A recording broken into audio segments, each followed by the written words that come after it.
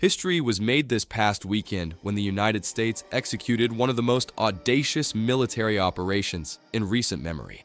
In the early morning hours of Saturday, January 3rd, U.S. forces launched a large-scale strike on Caracas, Venezuela, capturing President Nicolas Maduro and his wife Cilia Flores. Within hours, they were on U.S. soil facing decades-old drug trafficking charges that could keep them in prison for life. This wasn't just an arrest. This was a full military operation.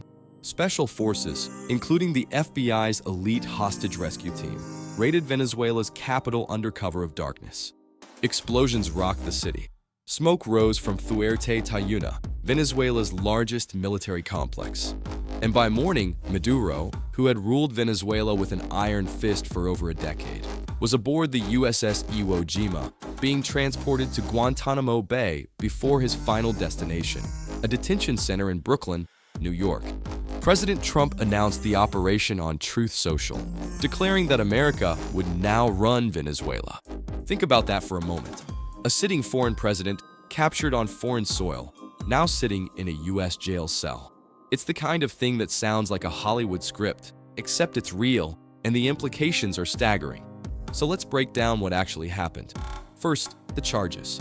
Maduro faces narco-terrorism conspiracy, drug trafficking, and money laundering charges that date back to 2020. Prosecutors allege that Maduro didn't just allow drug trafficking, he weaponized it. Cartel of the Suns very deliberately deployed cocaine as a weapon against the United States. The bounty on Maduro's head, $15 million in 2020. $50 million, highest valued target. Now here's where this story gets really interesting. Operation Absolute Resolve, legal and political debate. Law enforcement function, not an act of war. Article 2, Susie Wiles, new legal opinion. British Prime Minister Keir Starmer, Denmark's Prime Minister. Russia called this an act of armed aggression. Iran condemned it. China, Mexico, Cuba. Trump has made it crystal clear. America isn't just removing Maduro.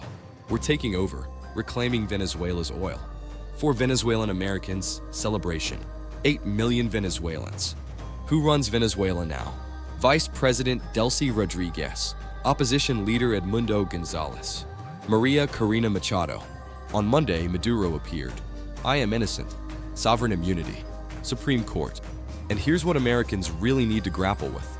For supporters, for critics, the world changed. Next court date, March 17th. We just crossed a line.